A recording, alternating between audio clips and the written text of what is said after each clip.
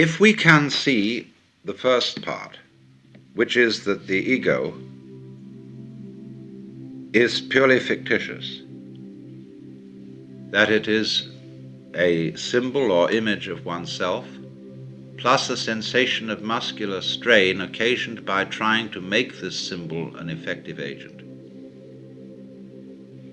to control emotion, to concentrate, to direct the nervous operations of the organism.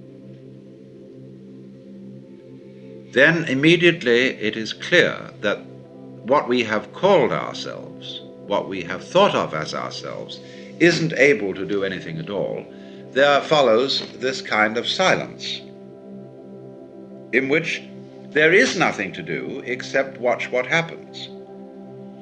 But what is happening is watching itself. There is nobody apart from it watching it. And so we get into the state of meditation, or as I prefer to call it, contemplation. So then the next problem that arises is, well, what about all the other illusions? Although they are somehow integrated and centered upon the illusion of ego, nevertheless, the whole value system of what is important, what is not important, what is good, what is bad, what is pleasant, what is painful, has to be called in question. Not in order to destroy the whole value system, but in order to see it for what it is. And that's where we will object and say, well, surely that's a colossally difficult task because we are so long habituated to it. And we have been taught to believe that the longer we have been habituated to something, the more difficult it is to change it. And that is true if you believe it. And if you don't, it isn't. So that's why it's always emphasized, at any rate in Zen, that when anything is to be done, it should be done immediately, without thinking it over in advance. Act at once. And you'll find that characteristic of people trained in Zen. They always act immediately. They don't say, well, when should we do this sort of thing? They just do it. Because that doesn't build up. It gives no time for the building up of all this reflection of, well, I've done this way for a long time and I really feel kind of draggy about doing it another way. I mean, it's like some people eat the same thing every day. And the idea of suddenly eating something else seems absolutely weird. I remember when I used to have lunch in London, in the city of London. I used to go to a very rather fancy sandwich bar. And there was a very square young man in a derby hat who ordered exactly the same lunch every day. Fantastic.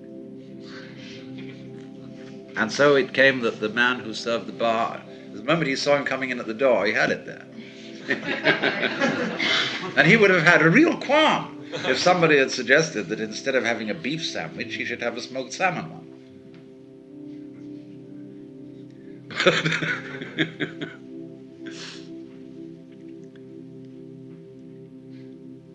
Now then, we get to this. What we are aware of is a complex of vibrations. And we have been conditioned to call them graduatingly good, bad, pleasant, painful.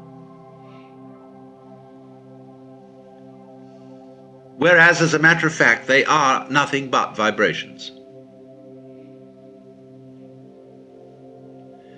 And if you look at any one of them by itself, you won't know where it is. That is to say, if you only know red, you can't see that it's red. You can only know that this is red by contrast with yellow and green and blue and violet. So you don't know that a sound is loud unless you know soft sounds, or you don't know that it's soft unless you know loud. And it is that comparison which gives us the feeling of the spectrum as being varied. Otherwise we wouldn't know. For example, when you watch television, you are actually seeing a single moving point moving over the screen. But it goes so fast that you see it in all these different places having different values of light. But let us supposing there was someone whose retina was not retentive in this way.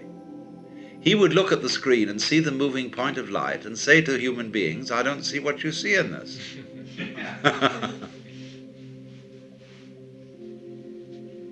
Now, can we therefore get back not only to the situation where we see that the ego is a mere construct, but also where we see that all the values we put on the vibrations are arbitrary, and that we get to a position where we see the vibrations simply as the vibrations. And we would say then, well, surely all this is nonsense, which is correct. The universe, is a kind of ba-doo-dee-da, ba-doo-dee-da, ba-doo-dee-da, ba-doo-dee-da, ba-doo-dee-da, going on in this fantastic way. This is why music can be used as a meditative technique. Because a lot of music is nonsense. It doesn't mean anything. But it can be very interesting. So can you get back again to recollecting from childhood your pleasure in events that from your present point of view you would call entirely meaningless? That you could listen to a sound like twanging metal and it goes boing, boing, boing, boing, and that's fascinating. Boing. It's just boing. And that's all it is. See? Now if you can really get with boing, see, you can see the whole universe in boing. Really. Because every vibration that's possible implies all the others. And so likewise with the candle flame, with the reflection, with grain in wood, anything can, from this child point of view, be completely fascinating. Not because it means anything, but just for what it is that it is shaped so.